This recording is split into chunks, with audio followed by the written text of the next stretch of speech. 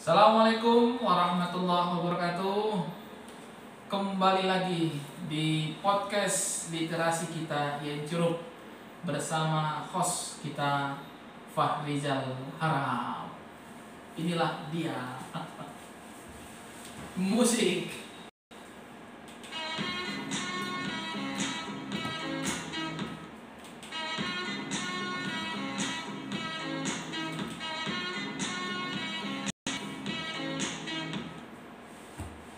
Oke, ini yang bertanya, yang menjawab siapa ini?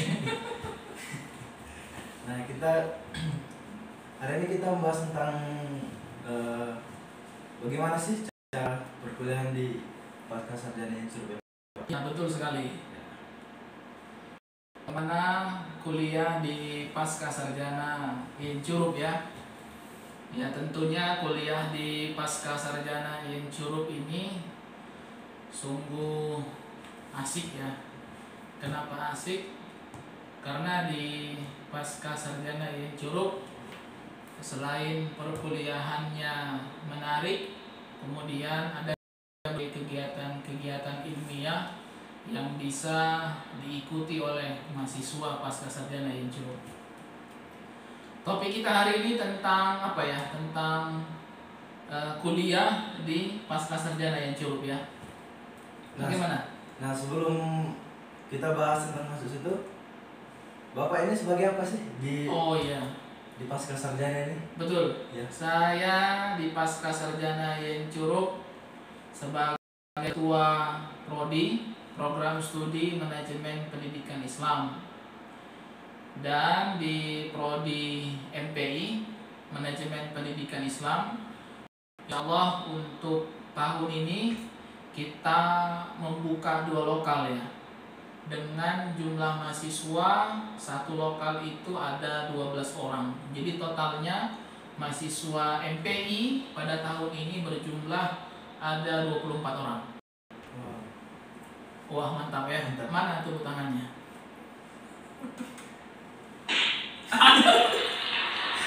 Itu yang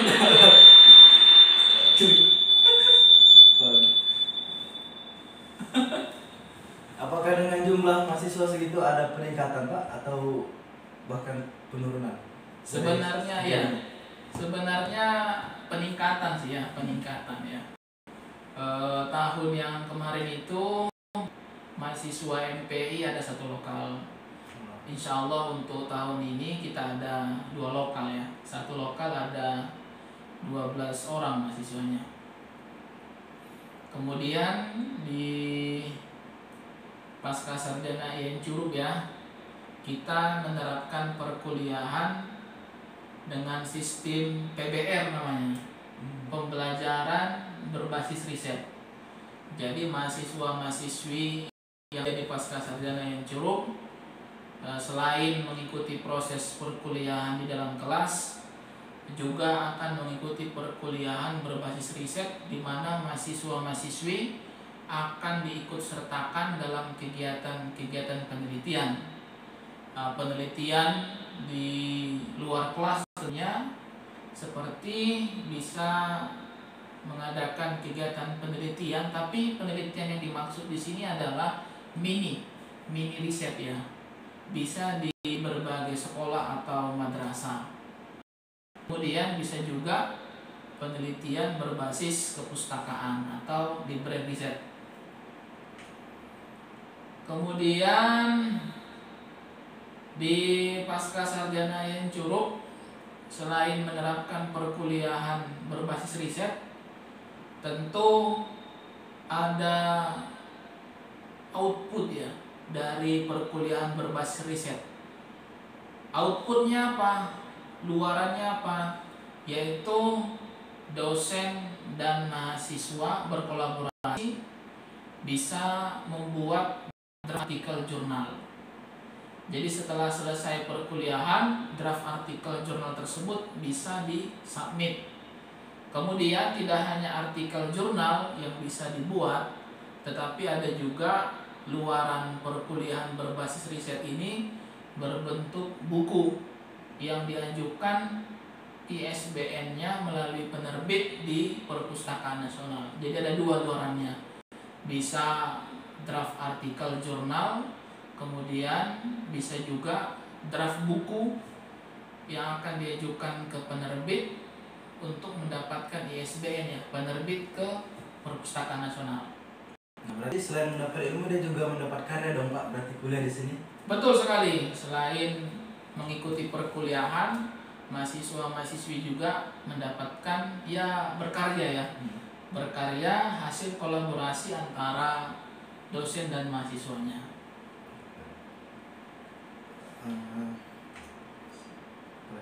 Apalagi ya? Tadi yang pertama sudah kita bahas tentang bagaimana sistem perkuliahan ya di Pascasarjana yang Curup. Sistem perkuliahannya adalah PBR, perkuliahan atau pembelajaran berbasis riset. Kemudian yang kedua, luaran atau output dari perkuliahan berbasis riset tersebut bisa melahirkan draft artikel jurnal, kemudian draft buku yang tentunya buku yang ber-ISBN bukan ber-ISSBN, S-nya satu, ber-ISBN. Itu yang kedua. Kemudian yang ketiga, perkuliahan di Pascasarjana yang Curup ini dosen-dosennya alhamdulillah ada lulusan dari luar negeri dan ada juga lulusan dari dalam negeri. Tepuk tangan dulu. Keren. Jadi lulusan dari luar negeri itu diantaranya ada lulusan dari Malaysia ya. Di lulusan dari Malaysia itu salah satunya ada Ustadz Haji Rifanto bin Ridwan, PhD. Beliau lulusan dari Malaysia. Kemudian di IAIN Curup juga alhamdulillah kita memiliki dua profesor. Profesor yang pertama adalah Profesor Dr. Budi Kisworo. Beliau mengajar di program studi Hukum Keluarga Islam HKI. Kemudian profesor kita yang kedua adalah Profesor Dr. Idiwarsa MPDI.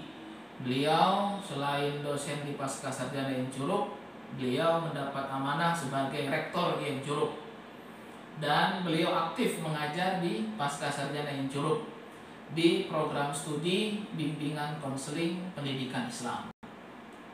Kemudian selebihnya yang ada juga dosen tamu biasanya di Pascasarjana yang Curup mengadakan perkuliahan tamu. Kita mengundang dosen-dosen yang tentunya expert ya, ahli di bidangnya. Di antaranya yang pernah kita undang itu dalam program kegiatan kuliah tamu, begitu juga program kegiatan workshop. Itu di antaranya ada Profesor Dr. Hajah Eri Sarimana. Beliau wakil rektor di Universitas Papua. Selain itu juga kita mengundang expert ahli ya, dosen dari UNP, Universitas Negeri Padang, yang belum lama ini kita undang beliau melalui prodi bimbingan konseling pendidikan Islam melaksanakan BK berbasis layanan digital ya. Yang ketua prodinya adalah Ibu Dr.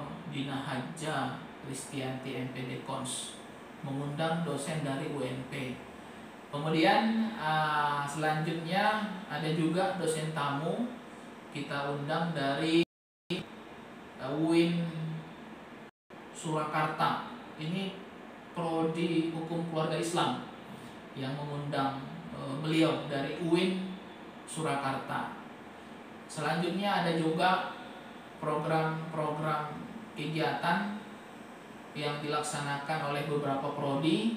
Belum lama ini prodi Pendidikan Agama Islam melaksanakan kegiatan workshop ya, tapi workshopnya dilaksanakan secara online, mengundang narasumber dosen dari UIN Raden Fatah Palembang, kemudian dari UNIP Universitas Bengkulu. Itu diantaranya dosen dosen-dosen yang mengajar di Pascasarjana IAIN Curug, baik dia internal maupun eksternal. Kalau eksternal tadi seperti perkuliahan tamu, kegiatan workshop, ada juga kuliah iftitah dan program kegiatan yang lainnya. Selain sistem perkuliahan yang berbasis riset tadi, ada nggak Pak yang lain gitu? Dan kan ada tadi outputnya, iya, ada yang berbasis risetnya. Selain itu masih adakah sistem pembelajaran yang lainnya? Kalau untuk sistem perkuliahan ya tentu menggunakan sistem perkuliahan berbasis riset ya. Terkait bagaimana praktik di lapangannya, kita serahkan kreativitas dan inovasi dari dosen kita ya. Tentunya kan ketika proses perkuliahan itu dilakukan, setiap dosen itu ya harus membuat RPS, rencana perkuliahan semester, di mana di RPS itu dosen membuat metode strategi pembelajarannya. Di antaranya metode strategi itu seperti di kelas misalkan, ia bisa menggunakan metode ceramah, diskusi dan lain sebagainya. Dan hal itu sebenarnya sangat penting ya. Penguatan metode, penguatan teori dijelaskan di perkuliahan sebelum nanti turun ke lapangan, yaitu untuk kegiatan mini risetnya. Jadi harus matang dulu di kelas, dosen tersebut menjelaskan desain perkuliahan yang diharapkan, sehingga nanti outputnya berupa draft jurnal dan draft buku tersebut dapat terwujud di akhir semester. Seperti itu. Ada lagi? Cukup ya? Untuk lulusan dari Pascasarjana IAIN Curug ini Pak, itu dia bisa kemana aja? Oh iya. Lulusan dari Pascasarjana IAIN Curug ini tentunya khususnya dari prodi Bapak sendiri kan? Oh iya, prodi MPI ya. Prodi MPI. Khususnya di prodi MPI, Manajemen Pendidikan Islam, kita itu punya profil lulusan ya. Profil lulusan MPI itu yang pertama bisa menjadi tenaga pendidik ya. Tenaga pendidik ini bisa jadi dosen atau guru ya. Kemudian yang kedua bisa menjadi supervisor pengawas. Karena beberapa mata kuliah di prodi MPI S2 ini, salah satu diantaranya mahasiswa-mahasiswi kita itu mempelajari supervisi pendidikan Islam. Jadi profil lulusan yang kedua itu bisa menjadi pengawas atau supervisor. Kemudian yang ketiga, lulusan kita itu bisa menjadi peneliti tentunya ya, peneliti. Karena di proses perkuliahan itu mereka mempelajari metodologi penelitian kualitatif, metodologi penelitian kuantitatif, hingga bagaimana membuat proposal yang baik dan benar. Nah, kemudian yang keempat, untuk profil lulusan dari prodi MPI ini juga selain tenaga pendidik, kemudian bisa menjadi pengawas atau supervisor, yang ketiga bisa menjadi seorang peneliti, yang keempat bisa juga profil lulusan MPI itu menjadi seorang konsultan lah ya, konsultan di bidang pendidikan ya, tempat berkonsultasi di bidang manajemen pendidikan Islam. Jadi ada 4 profil lulusan dari prodi MPI, dan alhamdulillah sudah banyak alumni prodi MPI yang berhasil sesuai dengan profil lulusan tadi. Ada yang menjadi guru, kemudian ada juga yang menjadi dosen. Di antaranya dosen di prodi MPI itu alumni dari prodi MPI S2 kita. Namanya Ibu Jenny namanya. Beliau itu alumni kita prodi MPI S2. Kemudian ada juga di Kementerian Agama, kemudian di lembaga-lembaga pendidikan lainnya. Itu untuk lulusan dari prodi MPI secara khusus ya. Kemudian di prodi lain juga pasti ya punya profil lulusan dari prodi BKPI, HKI hingga prodi PAI. Mungkin sampai di sini Pak. Oh iya, tentang ini kan? Iya.